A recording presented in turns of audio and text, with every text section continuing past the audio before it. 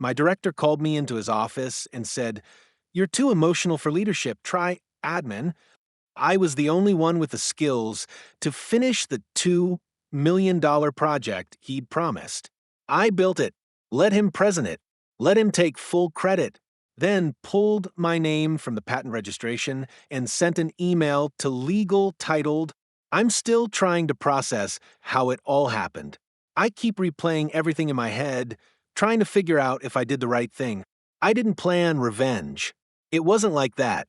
I just hit a wall one day and realized I couldn't keep letting people treat me like I didn't matter, like I wasn't even there. I've been in engineering for almost 15 years.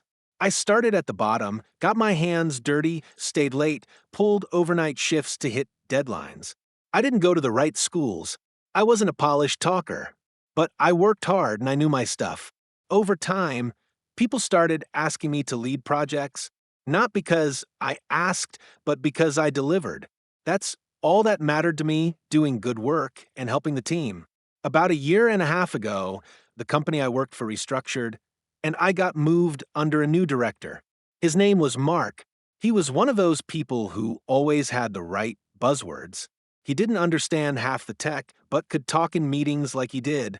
He came from finance, got fast-tracked into leadership, had that clean, confident look, tailored suits, always smiling, always shaking hands. I could tell from the first meeting that he didn't know what to do with me. I wasn't flashy.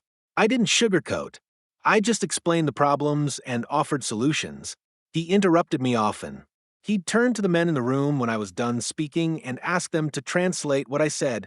I was the senior-most technical person on the team, but he started routing questions to a guy 2 levels below me. It got worse when we landed this new client.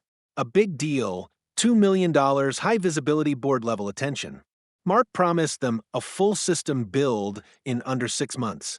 Everyone said that timeline was impossible, but I had been working on a method privately that might actually pull it off. I'd built a prototype months earlier but hadn't shared it yet because it wasn't fully tested. I brought it to Mark in a one-on-one. I showed him how it worked, explained the architecture, told him it could meet the deadline. He nodded along, said it was interesting but didn't ask many questions. A week later, I was pulled off the lead role. He told me the team needed a less emotionally driven approach. He suggested I transition into an admin coordination role, scheduling notes, documentation. I didn't say anything. I sat in that chair, looked at him, and felt something die inside me. I'd worked weekends, skipped vacations, lost sleep for this company. And here he was, telling me to play secretary while he handed the lead role to someone who didn't even understand the system I designed. I walked out of his office and sat in my car for over an hour. I couldn't even drive. I just stared at the dashboard and kept repeating his words in my head. Too emotional for leadership. I'd never raised my voice, never cried at work, never missed a deadline. But somehow, I wasn't leadership material. I should have quit. I know that. But something in me wanted to finish what I started. Not for him, not for the company, for me. I couldn't walk away from something I'd poured myself into, so I stayed, quietly. He stripped me of the title, but not the tasks. The others didn't know how to build what I'd built. They tried to piece it together, but things kept breaking. And every time something broke, they'd message me. "Hey, can you take a look? Hey, this module isn't connecting. Do you remember how it was configured?" So I fixed it, quietly. I stayed late, quietly. I rebuilt entire sections of the code that others had messed up, quietly. By month 4, the system was running smoothly. It worked. Against all odds, it actually worked. I documented everything. I built the testing framework. I even wrote the damn PowerPoint for the final board demo. It wasn't assigned to me. No one asked. I just knew if I didn't do it, they'd screw it up. The morning of the board presentation, I walked past the glass conference room and saw Mark adjusting his tie in the reflection. He saw me, smiled, and gave me a little nod, like we were in this together. I didn't smile back. I stood outside a room and watched as he walked in, plugged in a laptop, and began his presentation. Every word he spoke was mine. Every diagram was mine. He explained my solution like he'd written it himself. He made jokes. He used metaphors I'd come up with to explain it to non-technical staff. He ended the talk with "it was a real team effort," and then wrapped it up. They clapped. He smiled. I went back to my desk. Later that night, something snapped. I pulled up the internal IP portal. There was a draft patent filing already in progress. I hadn't been told about it, but there it was listed under inventors Mark R., other junior devs. My name was there, too, but I had never signed an IP transfer for this version of the work. I hadn't signed anything. I pulled my name from the inventor list. Then I opened my email. I wrote one message, just a short one, to the legal team. Subject: IP ownership conflict. Urgent. I told them I hadn't authorized use of my work, that I hadn't signed an IP transfer, that I had logs, proof, documents. I hit send. Then I logged out. The next morning, I came into work like nothing had happened. I kept my head down. Nobody had responded to my email yet. Legal's team is always slow unless someone's getting sued. I didn't expect much. But then, around lunchtime, I noticed Mark was acting different. He didn't make his usual rounds. No big handshakes. No fake charm. He passed by my desk quickly and didn't look at me. He looked tired, like he hadn't slept. By the end of the day, I got a reply from legal. Short, asking for clarification. They copied in someone from compliance and asked if I could send over documentation, timestamps, version history. I didn't reply right away. I went home. I made dinner. I watched part of a movie. Then I pulled up my files and began pulling everything together: commit logs, email threads, private whiteboard sketches I had scanned into my drive. Dates, notes, metadata, everything. I sent it all at 1:42 a.m. Just facts. No emotion. No extra words.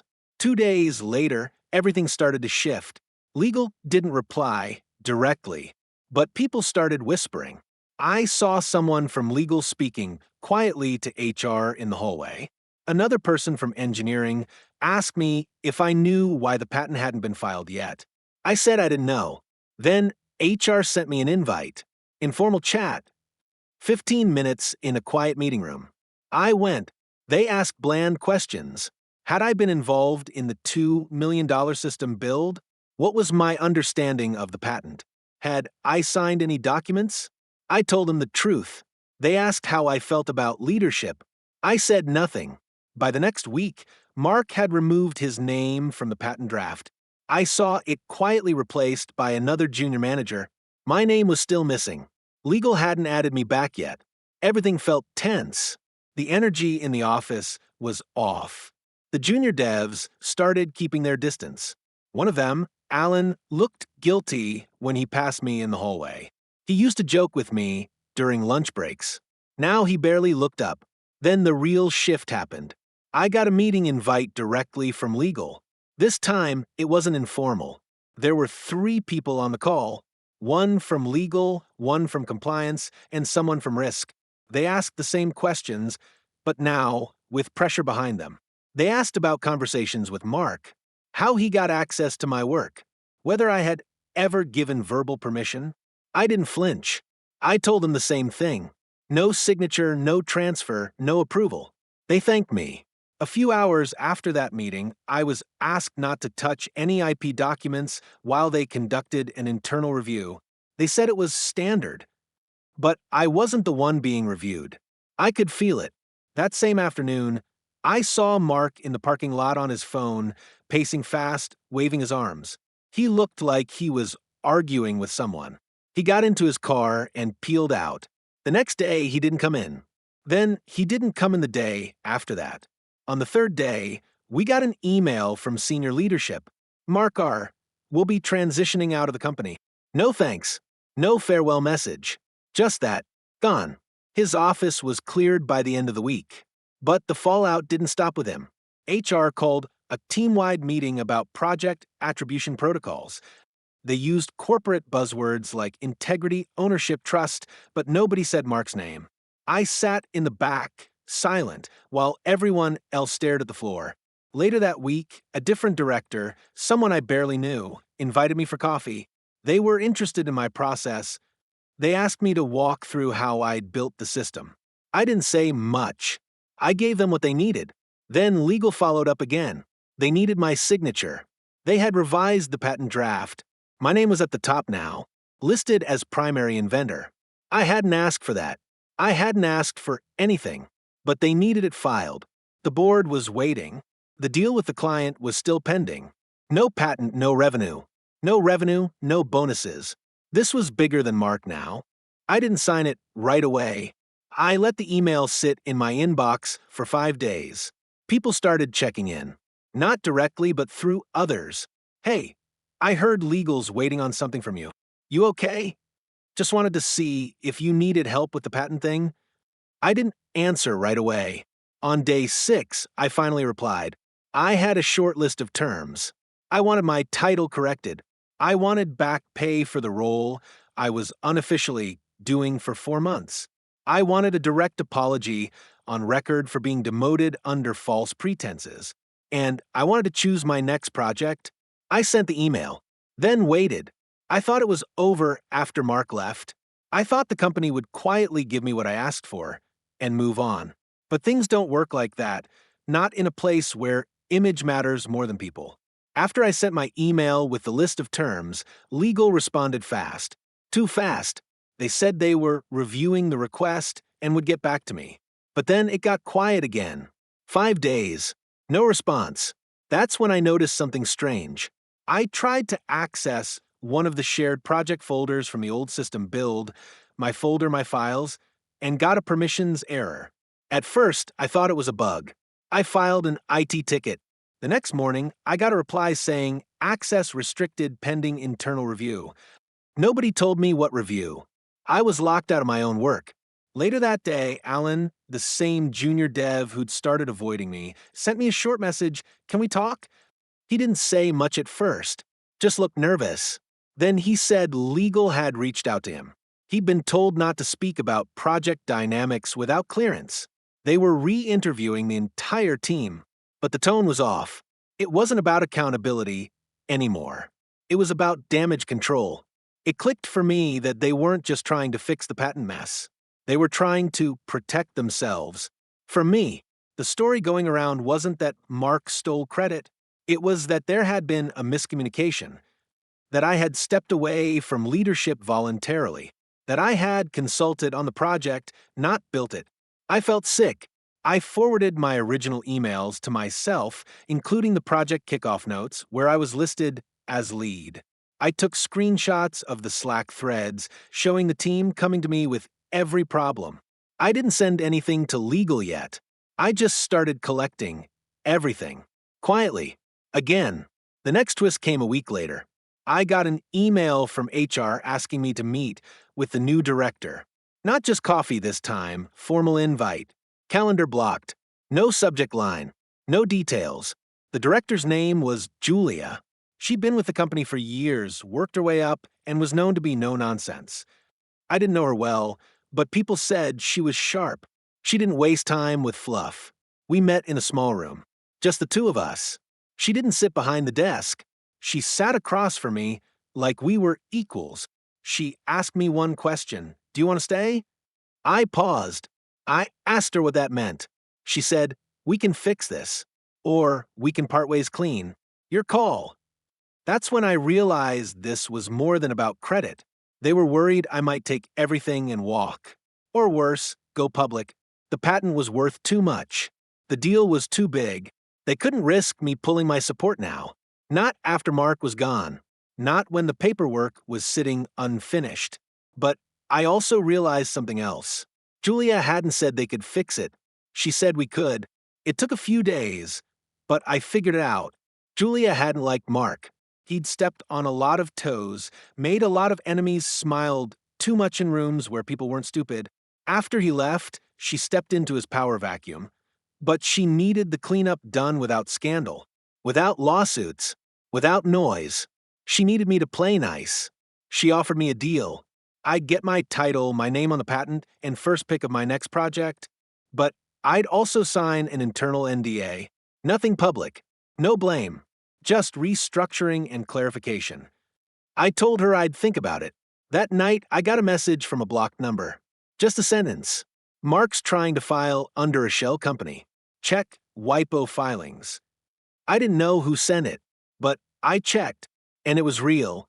2 weeks after he left the company, Mark had filed a new version of the same patent, tweaked just enough to avoid direct overlap. Different language, but the same core design. And this time, he filed it under a fake LLC registered in a different state. No employees, no website. He was trying to beat us to filing. If his version got approved first, it could block ours, or force the company to license from him. He was trying to make them pay him for my work. I screenshotted everything. I didn't tell Julia. Not yet. I wanted to see what they'd offer me before they found out what was really happening. I just sat back and waited for the next meeting. Julia followed up 2 days later. She said she wanted to move forward. The tone was polite but urgent. The company was waiting on the patent to close the deal. Without it, everything stalled. She needed my signature. I said I had some questions first. I asked for a meeting, me, Julia, legal, and someone from compliance. I wanted everything in writing this time. No more hallway chats, no more vague offers. I'd been played too many times already. The meeting was cold. Legal tried to talk around things, said there had been internal confusion about roles, that it was unfortunate. I stayed quiet, let them say what they needed to say. Then I asked if they were aware of a duplicate filing for the same patent under a private LLC. I slid the printed WIPO entry across the table. Mark's name wasn't on it directly, but the shell company listed an address I recognized. It was the same co-working space Mark had once mentioned during a team dinner. He used it before joining the company. Julia looked at the printout for a long time. Nobody said anything for almost a full minute. Then I spoke again. I said I had records, timestamps, emails, code commits. That clearly proved I built the system first. That any duplicate filing based on my work would open them up to legal problems way beyond internal policy. I said I wasn't threatening anything. I just wanted my name restored. And the truth acknowledged. After that meeting, things moved fast. The company's legal team went into overdrive. They reached out to the patent office to flag the duplicate submission. They launched their own inquiry. Suddenly, I was getting daily updates and requests. They needed more logs, more proof, more records. I gave them what they needed, but slowly. I let them feel the delay. In the background, I started getting messages, quiet ones, former co-workers, one from finance, even someone from facilities, each one with some detail, things Mark had said, things he'd done. I didn't ask for it. They just came. One message stood out.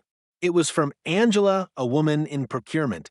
I barely knew her, but she said she had overheard a call between Mark and a contractor a month before he left.